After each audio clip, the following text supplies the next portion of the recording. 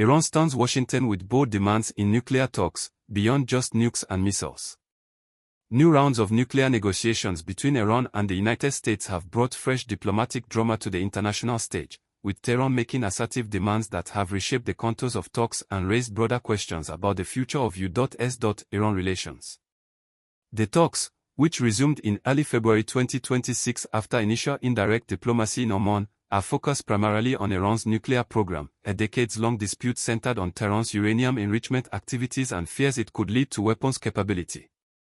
However, negotiations are testing boundaries beyond conventional nuclear terms, as Iranian leaders articulate demands that go well beyond nuclear technology alone. 3 core demands from Tehran. While neither side has published a formal list of demands, Iranian positions emerging in public statements and negotiations point to 3 overarching demands that have startled U.S. negotiators. 1. Sanctions relief and economic benefits. Iran has made it clear that any deal must include significant economic incentives, particularly the lifting of crippling U.S. sanctions imposed after Washington withdrew from the 2015 nuclear agreement. Tehran's diplomats insist sanctions relief is essential for an equitable deal, linking nuclear concessions to economic recovery. 2. Secure right to enrich uranium, but under conditions.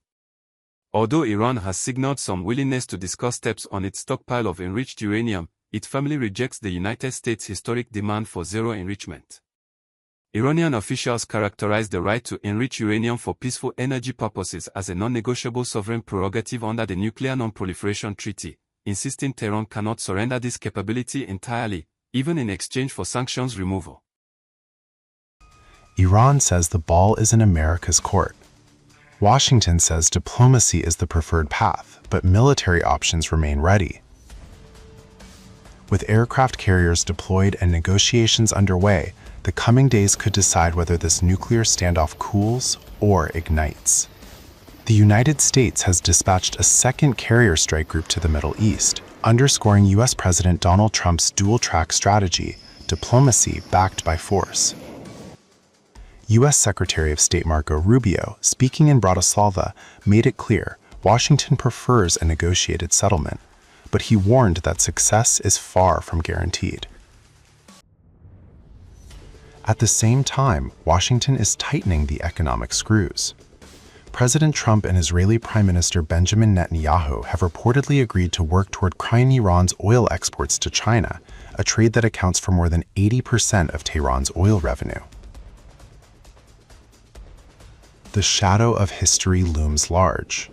Trump withdrew the U.S. in 2018 from the 2015 nuclear deal, reimposing sweeping sanctions on Iran. Now, both sides are attempting a narrower, high-risk diplomatic reset, this time without European powers at the table. 3. Missile program and defense autonomy off the negotiation table. Tehran has unequivocally rejected any linkage between nuclear talks and its ballistic missile program, a key U.S. and Israeli demand. Senior Iranian advisors labeled missile restrictions a red line, arguing that defense capabilities cannot be held hostage to external diplomatic pressure. This stance contrasts sharply with Washington's push to broaden talks to encompass ballistic missiles, regional proxy groups, and human rights concerns. Context and tensions behind the demands. The resumption of talks comes against a backdrop of heightened regional tensions. The U.S. has repositioned naval assets in the Middle East, and President Donald Trump warned of serious consequences if a deal fails, while Israel's leadership insists any agreement must include dismantling Iran's nuclear infrastructure and curbing its missile capabilities. Iran has maintained that its nuclear program is for peaceful energy purposes, as reiterated by President Masoud Pezeshkian, who also denied Tehran 6 nuclear weapons, even as internal unrest rocks the country.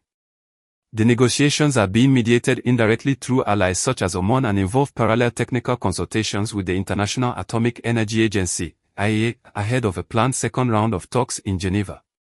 What these demands mean for diplomacy. Iran's assertive stance challenges traditional negotiation frameworks by expanding the calculus beyond prohibitions on nuclear weapons capability. By demanding sanctions relief, preservation of enrichment rights, and exclusion of missile restrictions, Tehran is effectively reframing the terms of engagement, prioritizing sovereign technological and defense prerogatives alongside economic survival. For U.S. negotiators, this presents a diplomatic puzzle, How to reconcile global non-proliferation objectives with Iran's insistence on sovereign rights and tangible economic incentives. It also underscores how deeply mistrust runs on both sides, with Iranian officials openly questioning U.S. intentions and Washington wary of Iran's regional ambitions and military capabilities. In conclusion, the 2026 nuclear negotiations between Iran and the United States, far from being a narrow technical discussion about centrifuges and uranium levels, have evolved into a broader geopolitical contest over national security, economic survival, and regional influence. Tehran's bold demands, linking any agreement to sanctions relief, sovereign enrichment rights, and the exclusion of missile constraints, reflect a negotiating strategy rooted in deterrence and self-interest. How Washington responds in the coming weeks may shape not just the future of the Iranian nuclear issue, but the wider Middle East stability and the strategies of global diplomacy for years to come. The United States has thousands and thousands of troops deployed to the NATO mission. And we've made very clear, I think it was made very clear at the summit just a few days ago at the meeting of the defense minister level, we're not leaving NATO, we're not leaving, I mean, we may move a couple thousand troops from one country to another, but this has always been the case, this has always happened. By the way, we are not threatened or feel it is hostile to see NATO grow in its own capabilities, not independent of the United States, in conjunction with the United States. We don't think it's a negative thing that other countries have more influence in NATO, other partner nations have more influence in NATO, or that other countries within NATO have more capability. We view that as a positive. I see it reported yesterday in some places, oh, the Europeans are very upset, they're going to be less dependent on America now. We don't want Europe to be dependent. Now, we're not asking Europe to be a vassal of the United States. We want to be your partner. We want to work with Europe. We want to work with our allies. We want to work in cooperation with you. And our point has been and continues to be, the stronger you are, both on an individual basis in terms of countries and collectively as an alliance, the stronger the members of NATO are, the stronger NATO is. Let me go first on your question. I'm not going to talk about attacks on Iran or anything of that nature, because the President's made clear he prefers diplomacy and an outcome of negotiated settlement. Now, we're dealing with radical Shia clerics. Okay? We're dealing with people who make geopolitical decisions on the basis of pure theology, and it's a complicated thing. I mean, no one's ever been able to do a successful deal with Iran, but we're going to try.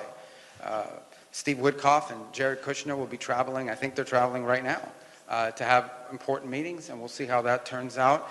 And we'll always comply with the applicable laws of the United States in terms of involving Congress in any decisions. But right now, we're not talking about any of that.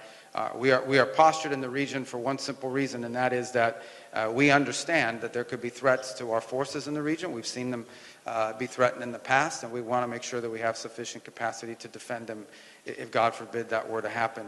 Right now, we're talking about negotiations. We are focused on negotiations. That's what we're focused on. The President's made that clear. If that changes, it'll be obvious to everyone, and obviously whatever the law requires us to do, we'll do.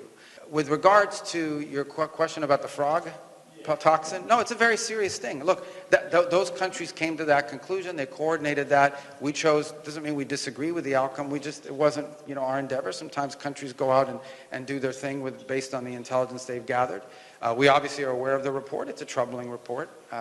We're aware of that case of Mr. Navalny, and certainly it's, we don't have any reason to question it, or we're not disputing